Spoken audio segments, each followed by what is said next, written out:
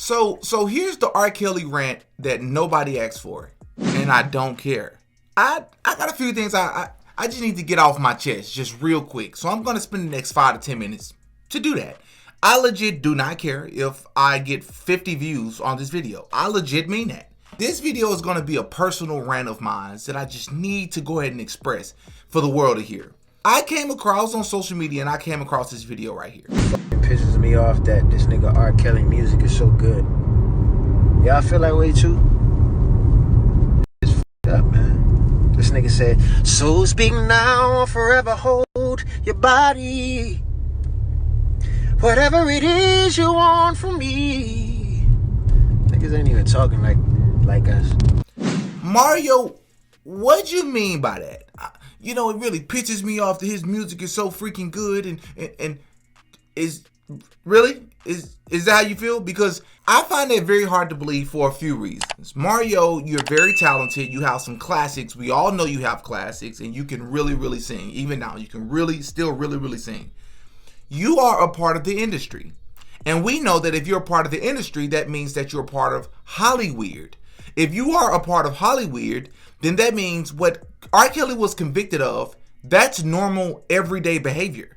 And we all know that it is, right? It's celebrated all throughout Hollywood, but because a man is convicted of it, you have to publicly come out and say, man, it pisses me off that his music is still so good, as if you was against the things that he did. So let's go ahead and just get that out the way.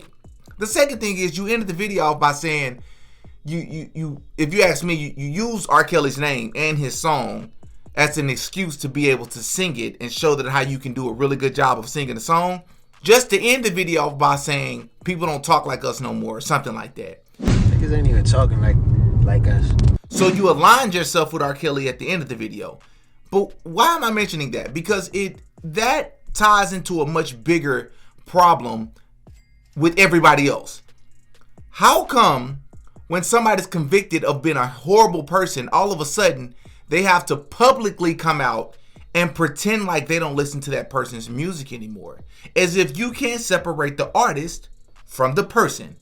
I came out a few months ago, and if you've been following this channel, you already know I'm the biggest R. Kelly supporter as it pertains to his music. I think that he's the greatest. I literally believe that he's the greatest. And I will debate that with anybody. As a human being, I think that he's a terrible person, and I personally believe he's a monster. And by no means am I a monster. Oh, right now I just think I need to be a monster. I personally believe he's a monster. But as an artist, I know how to separate the two. Why people be pretending like they can't do the same when I know a lot of people still listen to that man's music in private? So you mean to tell me you can't publicly come out and say something that you feel because other people are not going to be accepting to it? No. If you think that R. Kelly is actually guilty for what he was convicted of, say that. If you believe that you still love his music and you think his music is some of the greatest you've ever heard, still say that. People are fake though.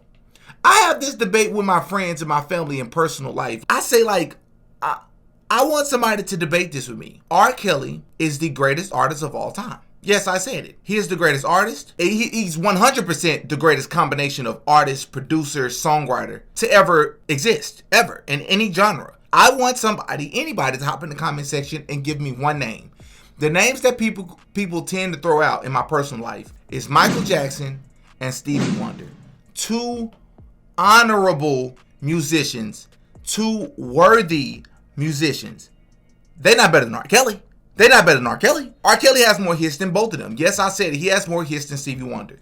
R. Kelly has more hits than Michael Jackson. And let's be clear, Michael Jackson's slander, as it pertains to the music, as it pertains to the musician, will not be tolerated on this channel.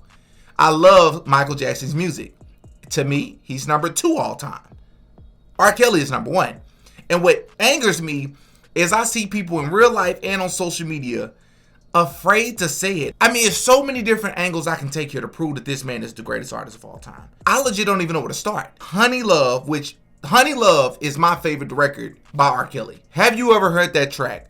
Let's just listen to how it starts off.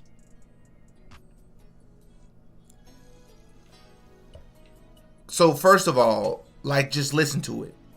Listen to the instrumental. That's hypnotizing, bro. That's magical, bro. It's like otherworldly. It's like, and then once you find out that he also produced the song. What? R. Kelly produced the song. It's telling me you want me, baby. Tonight is your night. Oh, yeah. Stop it, please, I beg you. Of course, I can't sing. R. Kelly can. It's one thing to come up with those lyrics. Like, that just sounds like there's something in your eyes, baby, that's telling me you want me, baby. To be able to take these thoughts and construct them into lyrics, to construct them into a beat, into an instrumental, and to lay it all together perfectly like peanut butter and jelly. You are the greatest, bro. An easy way to rule out Michael Jackson as a better artist than R. Kelly, just for those of you who are going to hop in the comment section and do it and try to attempt to do it. Michael Jackson did not write a lot of his music, bro. Yes, he sang it. Yes, he performed it. He didn't write a lot of that stuff. And let's be clear, I said no Michael Jackson slander on this channel. Michael Jackson is still phenomenal. As it pertains to impact, Michael is over R. Kelly.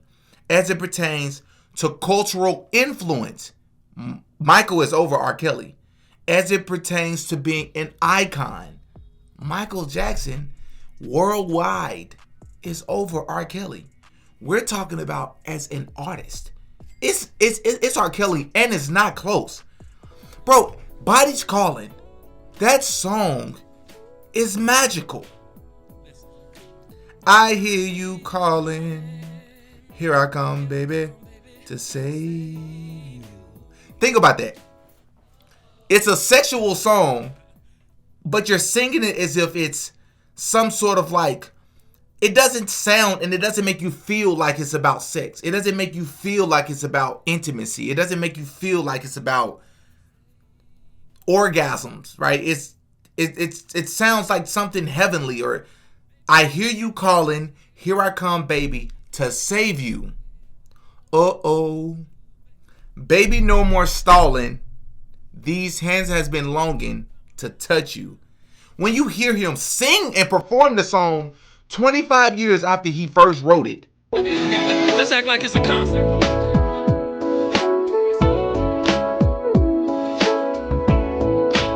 Listen. I hear you calling. Here we come, baby, to save you. Hey. Baby, no more stalling. These hands have been longing to touch you, baby. Ooh.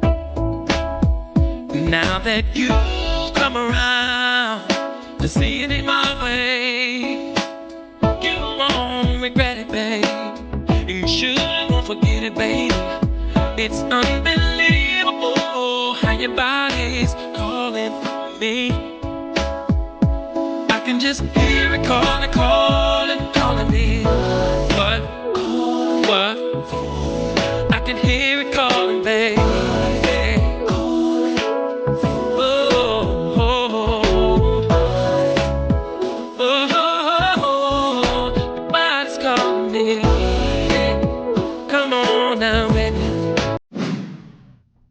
Did you just hear that?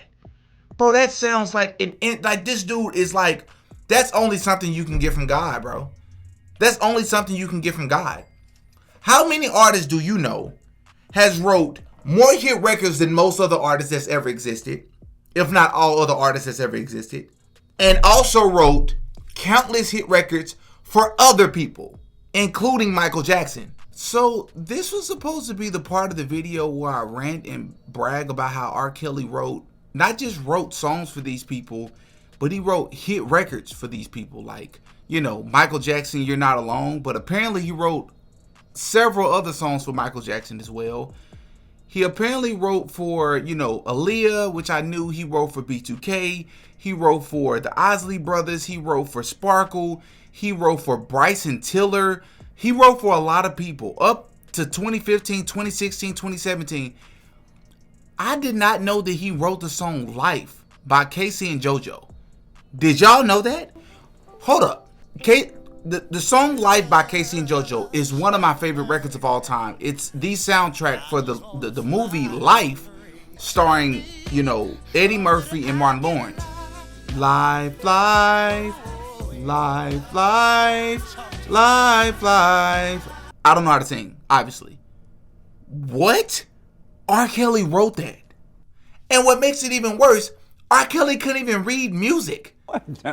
Psychologist. So, yeah, I probably struggle with psychology. Did you hear what I just said? He couldn't even read music, bro. That makes what he did that much more impressive. Like, bro, you can barely read, and you're constructing songs like Honey Love, Body's Calling, Step in the Name of Love, like I Believe I Can Fly. Are you kidding me? Bro, how many artists do you know can make an original and then make a part 2 or make a remix to the same song, or make 2 different versions of the same song and they both fire? Normally one of the songs is I, or one of them is you rather not listen to it and you only want to listen to the other one. What if both of them are fired? He did that for Honey Love. A lot of people don't know that. Honey Love has 2 different versions and they both fire. Bump and Grind. Then you got Bump and Grind old school mix. Both fire. You got Sex Me Part 1. Then you got Sex Me Part 2.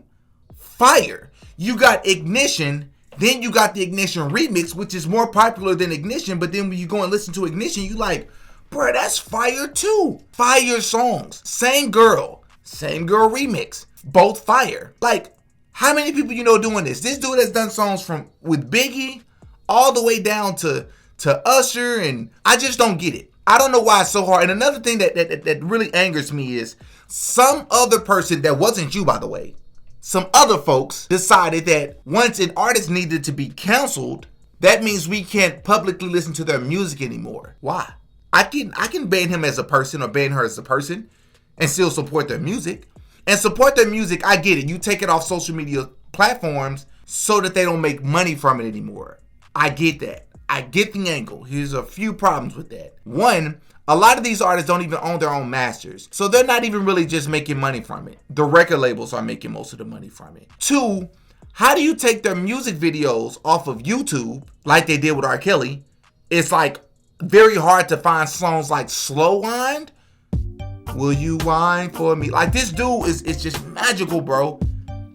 You take videos and you take his music off of YouTube, where people all scattered all over the world gotta upload their downloaded versions of his music just to be able to provide it for all his other fans to listen to it, just so you can keep it on Spotify. You say, well, that was YouTube's decision. YouTube and Spotify is not the same thing. The point is, if it's about canceling them, canceling the artist is canceling them. What's the purpose of one platform taking them off YouTube but keeping them on Spotify and Apple Music? Why? I just don't get the point. I really don't get the point. What upsets me is when somebody else, that's not you, by the way, once again, other people decided that this is what we're going to do to kind of rally against this artist. Everybody else, all the masses, decide that they're going to follow along, but then in private, they're going to still bump this man's music. I spoke about a few months ago about how I went to this R&B only event. It's literally called R&B only. I went about a year or two ago, and me and my homies was in there. We in there 35, 45 minutes, and we still ain't heard no R. Kelly record. And we confused, like, okay, maybe they saving the best for last. They playing every other R&B artist. You surely can't have an R&B only event with no R. Kelly. I mean, it just won't make any sense. It's R. Kelly, only the greatest R&B artist of all time, in my opinion, and it's not even close. The greatest artist of all time. Who's better than R. Kelly? How can you go to an event and not play at least 2 or 3, 4, 5 R. Kelly songs? Bump and Grind? You're not gonna play Bump and Grind. Honey Love? Sex Me? You're not gonna play any of those records. Bro, if R. Kelly was free, and I'm glad that he's not, because once again, I believe that he's a monster. And by no means am I a monster. Oh, right now I just think I need to be a monster. And I believe he's guilty of everything he was ever accused of personally. But as an artist, if that man could compete in the verses, who beat him? Alive or dead? Who beats R. Kelly? Hop in the comment section and tell me. Who? Dude could do 6, 7, 8 verses, 20 songs at a time. Who's beating R. Kelly, bro? I just don't understand this fakeness by people, bro. Because most people still support his music, but they're afraid to come out and say it.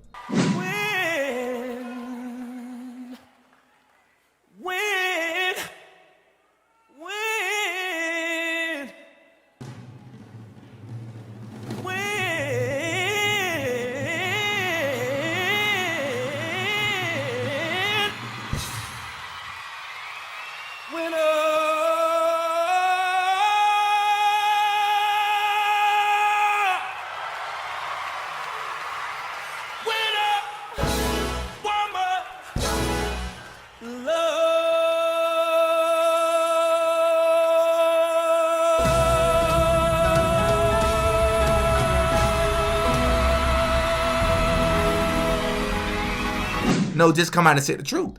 That dude's music is so great. Admit that his music is so great and just go on with your life. I think I'm done with my rant. I just wanted to throw it out there. R. Kelly is the greatest artist of all time. I want anybody to hop in the comment section and dispute that. Nobody can do it. Because not only from a singing, the combination of a singer, the artist, the songwriting, the producing, the performances, bro, like, he can't compete with Michael Jackson performance-wise.